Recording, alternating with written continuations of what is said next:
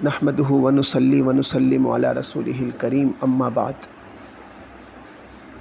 سورہ مؤمنون کے شروع میں اللہ رب العزت نے فلاح یافتہ مؤمنین کے لیے چند صفات کا ذکر فرمایا۔ کئی دن سے ان صفات کا ذکر اور ان صفات کا تذکرہ اور ان آیتوں کی تشریح آپ کی خدمت میں پیش کی جا رہی تھی۔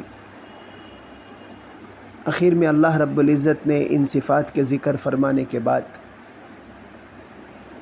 یہ فیصلہ فرما دیا کہ میرے مؤمنین مرد یا عورتیں جب ان صفات کو اختیار کریں گے تو اللہ رب العزت انہیں جنت الفردوس عطا فرمائیں گے۔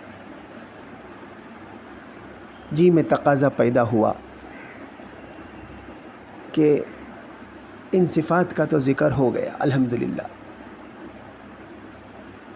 آخر میں اللہ رب العزت جنت کا ذکر فرما رہے، تو کیوں نہ ہم آج کے سبق میں جنت کا ذکر بھی کر دیں، اور جنت کے ساتھ جب جہنم کا بھی ذکر آیا کرتا ہے تو ہم جہنم کا بھی ذکر کریں تاکہ جنت کا شوق پیدا ہو اس کے حاصل کرنے کا، اور دوزخ سے بچنے کی فکر پیدا ہو۔ آپ نے غور کیا ہوگا کہ رمضان کا پہلا سبق جو تھا وہ یہی تھا کہ اللہ کے رسول صلی اللہ علیہ وسلم نے ارشاد فرمایا تھا 4 چیزوں کی کثرت کرو، کلمہ طیبہ اور استغفار کی کثرت، اور جنت کی طلب اور دوزخ سے پناہ۔ آخری سبق چل رہا ہے، 2-5 دن باقی ہے، تو جی میں تقاضا ہوا کہ آج ہم جنت کا ذکر کر دیں تاکہ ہمیں اس کے حاصل کرنے کی خواہش پیدا ہو، اس کی دعا کی توفیق ہو۔ تو میرے بزرگ و عزیزو، جنت موجود ہے، جہنم بھی موجود ہے۔ اب کوئی کہے کہ کہاں پر موجود ہے، ہمیں تو نہیں دکھتی ہے، ہم اس کے پابند نہیں ہیں، ہم اس کے مکلف نہیں ہیں کہ جو چیز دکھتی ہو ہم اسی کو تسلیم کریں گے، اور جو آنکھوں سے نظر نہیں آتی ہو ہم اس کو تسلیم نہیں کریں گے۔ ہم مسلمان ہیں۔ اللہ کے رسول صلی اللہ علیہ وسلم نے اور اللہ پاک نے قرآن میں جنت اور اس کی نعمتوں کا ذکر فرما دیا ہے، اور اللہ پاک نے اس کو بنانے کا بھی وعدہ فرما دیا ہے کہ وہ بن چکی ہے، وہ موجود ہے جہاں بھی ہو،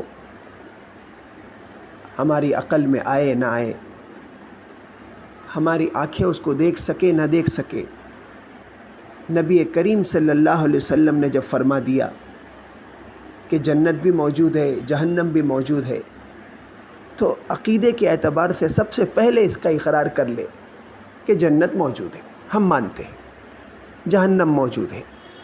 اب آسمان کے اوپر ہو یا زمین کے نیچے ہو ہمیں اندازہ نہیں، ہم تو قرآن اور حدیث کے پابند ہیں۔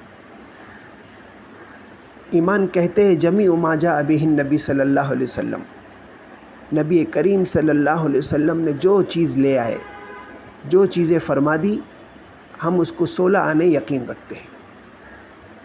تو جنت موجود ہے، پہلا تو یہ عقیدہ کر لے، چاہے سمجھ میں آوے نہیں آوے۔ جب ہمارا عقیدہ ہوگا تب تو ہم اس کی طلب کریں گے، اور جہنم کے خطرات کا جب عقیدہ ہوگا تب تو ہم اس سے پناہ مانگیں گے۔ اللہ کے رسول صلی اللہ علیہ وسلم بھی فرما رہے کہ تم اس مہینے خوب کثرت سے مانگو جنت کی طلب اور دوزخ سے پناہ، جنت کا سوال۔ اللہ رب العزت نے ہم بندوں کے لیے، ایمان والوں کے لیے گھر بنایا ہے، پاکیزہ ترین گھر، کشادہ ترین گھر، اتنا کشادہ کہ ایک ادنا جنتی کو 1000 سال تیز رفتار سواری پہ سوار کرے گا تب وہ ایک کونے سے دوسرے کونے تک پہنچے گا۔ کتنی کشادہ جگہ ہوگی۔ اللہ پاک نے ساری نعمتوں کو ذکر کرنے کے بعد فرما دیا، حدیث قدسی ہے، اعددت لعبادی الصالحین، میں نے اپنے نیک بندوں کے لیے جنت تیار کر رکھی ہے، ایسی کہ ما لا عین رأت، اس کو کوئی آنکھ اس کا تصور نہیں کر سکتی، ولا اذن سمعت، کان ان کی نعمتوں کو سن نہیں سکتے، اتنی ساری نعمتیں ہیں، ولا خطر علی قلب بشر، ہمارے اور آپ کے دل تصور نہیں کر سکتے، بڑھیا سے بڑھیا نعمتوں کا تصور کرے اس سے بھی کئی گنا زیادہ اللہ رب العزت نے نعمتیں تیار کر رکھی ہیں۔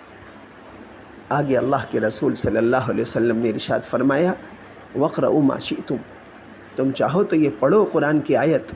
اللہ رب العزت نے ارشاد فرمایا ہے، فَلَا تَعْلَمُ نَفْسٌ مَّا أُخْفِيَ لَهُم مِّن قُرَّةِ أَعْيُنٍ، ہمیں اور آپ کو نہیں معلوم، اللہ نے چھپا کے رکھا ہے ایسی نعمت کہ جب ہم اس کو دیکھیں گے جنت کو تو ہماری آنکھیں ٹھنڈی ہو جائے گی، اس لیے جنت موجود ہے۔ پھر جنت بھی بے تحاشا ہے، بہت ساری ہے، روایتوں میں آتا ہے جنت 7 ہے، بعض روایتوں میں اور زیادہ آتا ہے، سب سے اعلیٰ جنت الفردوس ہے، جس میں اللہ رب العزت اپنے خاص مومن کو عطا فرمائیں گے۔ جنت کے دروازے بھی ہے، جہنم کے تو اللہ کے رسول نے فرمایا 7 دروازے ہیں، جنت کے 8 دروازے ہیں، ہر دروازے کا نام الگ ہے۔ ایک دروازے کا نام ریان ہوگا، جس میں صرف روزے دار داخل ہوں گے، جس دروازے سے کوئی نمازی داخل ہوگا، کسی دروازے سے صدقہ خیرات کرنے والے راضی ہوں گے، داخل ہوں گے، جس کو اللہ پاک نے جس چیز میں بہت کثرت سے لگایا تھا، اللہ پاک آخرت میں جنت کے اس دروازے سے اس کو داخل کریں گے۔ جو کثرت سے روزے کا اہتمام کرتے ہیں، اللہ پاک اس کو ریان کے دروازے سے داخل کریں گے۔ تو جنت موجود ہے، اس کا سوال کرنا ہے مجھے آپ کو۔ رمضان کا پہلا سبق تھا، تقریباً سارے اسباق ختم ہو رہے، تو میں نے کہا کہ دل میں آیا کہ آپ کی خدمت میں جنت کو پیش کر دیا جائے، کہ جنت موجود ہے اور واقعی ایسی نعمتوں سے موجود ہے کہ ہم اور آپ تصور نہیں کر سکتے۔ قرآن بھرا پڑا ہے جنت کی نعمتوں سے، کیسے کیسے خادم ہوں گے، کیسے کیسے حور ہوں گی، تکلیف کا تصور نہیں ہوگا، ہر نعمت موجود ہوگی۔ بلکہ آخری نعمت اللہ کے رسول صلی اللہ علیہ وسلم فرماتے کہ اللہ پاک جب جنتی کو جنت میں داخل کر دیں گے تو کہیں گے تمہیں اور کچھ دوں میں، اور کچھ چاہیے؟ وہ کہیں گے ہمیں تو سب تو مل گیا۔ پھر اللہ پاک کہیں گے کہ آج میں تم سے راضی ہوتا ہوں، اپنی رضا کا پروانہ دیتا ہوں، فلا اسخط بعدہ ابدا، اب میں تم سے کبھی ناراض نہیں ہوں گا۔ جنتی اس نعمت کو سن کر جھوم جائیں گے۔ پھر آگے اللہ پاک اور ایک نعمت کے بارے میں ارشاد فرمائیں گے، اور ایک نعمت دو۔ جنتی کہیں گے آپ نے تو اللہ سب دے دیا، ہمارے تصور سے باہر، اخیر میں رضا تھی وہ بھی دے دی، اپنی خوشنودی، اپنی رضا کا پروانہ بھی دے دیا، اب کیا ہو سکتی ہے؟